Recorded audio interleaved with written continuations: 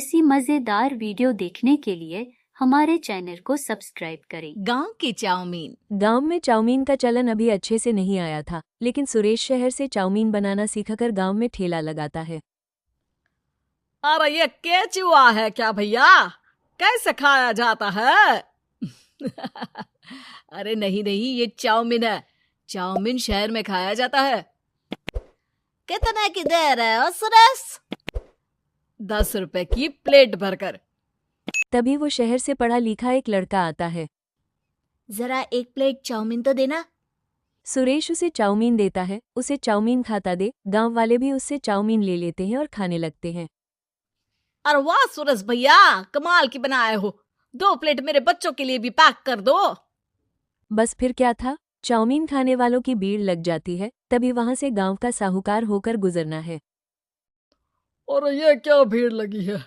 लगता है झगड़ा हो गया है गांव में। चलूं मैं अभी तो मजे ले लूं। अरे कहाँ है, इतनी भीड़ लगी है यहाँ? लड़ाई हो गई है क्या?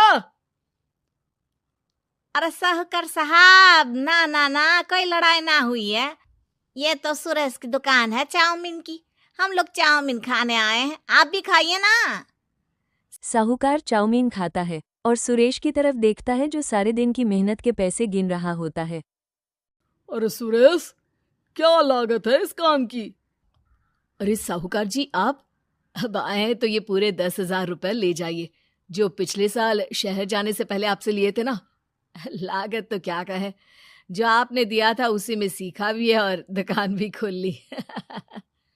अरे पैसे इतने जल्दी क्या जरूरत थी? कैसे जरूरत नहीं थी साहूकार जी? इतना मोटा ब्याज कहाँ से भरते? साहूकार को अब सुरेश की दुकान को हड़पने की लालच आ जाती है। नाना करते ये सारे दिन में 500 रुपए कमा ही लेता है। अरे गांव में ये ऐसे ही कमाता रहा तो कहीं ब्याज का काम ना शुरू कर दे। अरे भैया, कोई ना कोई जुगाड़ तो करना पड़ेगा। अब साहूकार घर आ जाता है और अपनी बीवी को सारी बात बताता है। हाँ जी, ये तो मैंने भी सुना है कि सुरेश के हाथ की चाउमीन नहीं खाई तो कुछ नहीं खाया। अरे हाँ हाँ, सही ही कहते हैं। मैं भी खा कर ही आ रहा हूँ। अरे भाग्यवान है, कितना अच्छा हो ना अगर वो पैसा हम लोगों को मिल जाए। क्यों? हैं? हाँ, वो तो है, लेकिन कैसे? हम लोगों को तो चाउमीन बनाना आता ही नहीं है। साहूकार और उसकी बीवी अब रोज चुपके से सुरेश के घर जाते हैं और खिड़की से उसे चाउमीन बनाते देखते। अब क्या था, दोनों को चाउमीन बनाना आ जाता है। फिर एक रोज, और सुरेंद्र, तुझे साहूकारनी ने बुलाया था। बोल रही थी कि बेटे के जन्मदिन में 10 किलो चाउमीन का ऑर्डर देना है। बना दोगे ना? अरे हाँ हाँ साहूकार जी, मैं जरूर बना दूंगा। कब देना है घर में 10 किलो चाउमीन? अरे वो तो तू घर आकर बता कर लेना, मैं नहीं बता पाऊंगा। ठीक है, शाम को काम निपटा कर आ जाता हूँ। सुरेश साहूकार के घर जाता है, लेकिन वहां मियाँ बीवी मिलकर उसे बंदी बना लेते हैं। अरे मुझे क्यों बांध रखा है? मुझे छोड़ दो। आज से तेरा ठेला मैं लगाऊंगा और बहुत सारे पैसे कमाऊंगा। साहूकारी एक आदमी को सुरेश की निगरानी में लगा देता है और वहां से चला जाता है। अगले दिन, अरे साहूकार जी, आप कब से चाउमीन बेचने लगे और अपना ये सुरेश कहाँ गया? और वो तो शहर गया है। उसका कोई काम निकल आया था। बोल रहा था कि जब तक वो ना आए तब तक मैं ही उसके ठेले का काम कर दूं।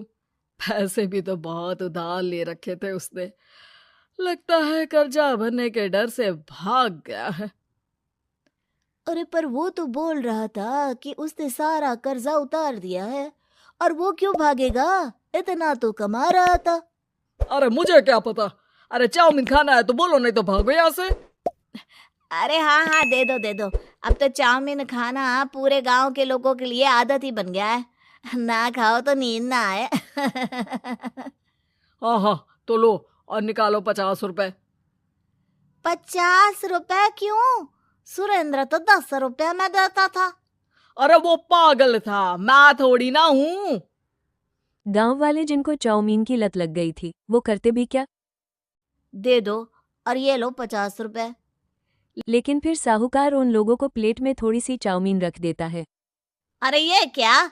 पैसे 5 गुना ज्यादा और चाउमीन बस इतनी सी। अरे साहूकार साहब, भगवान से तो डरो। बस फिर क्या था, साहूकार की मन मर्जी चलने लग जाती। फिर गांव वाले करते भी क्या, फिर एक रोजी मुझे तो लगता है कि सुरेश को साहूकार ने मार डाला होगा, क्योंकि उसका काम इतना अच्छा चल रहा था। फिर वो क्यों जाता, और वो भी साहूकार के हवाले दुकान करके? ना बाबा ना। अगले दिन भाग्यवान, देखो तो जरा, इस सुरेश भी ना कितना पागल था। जिस काम से वो ज्यादा पैसे बना सकता था, उससे इतने कम पैसे छाप रहा था। 50 रुपए प्लेट में भी गांव वाले खूब खा रहे हैं चाउमीन। हाँ जी, और जितने में वो लोगों को 10 प्लेट खिलाता था भर भर कर हम लोग उतने में 20 प्लेट बना रहे हैं। क्यों जी? वही सुरेश रोज भगवान से मांगता, बस एक बार वहां से निकलने में कैसे भी कामयाब हो जाए, लेकिन उसकी हर कोशिश नाकामयाब होती। फिर अगले दिन अरे भाग्यवान, ऐसा कुछ करो कि चाउमीन बनाने का खर्चा आधा हो जाए, जिससे हम लोगों को और मुनाफा हो। ना जी, मुझे तो कोई तरकीब ना सूझ रही। अरे सुनो, एक काम करते हैं। चाउमीन बनाने में जो सब्जी लगती है वो मंडी में लेने तुम देर रात चली जाना। तब तक वो सारी सड़ी गली सब्जी जो दुकानदार वहीं फेंक जाते हैं, वो उठा कर ले आना फ्री में। अरे वाह जी वाह, आप तो बहुत समझदार हैं जी।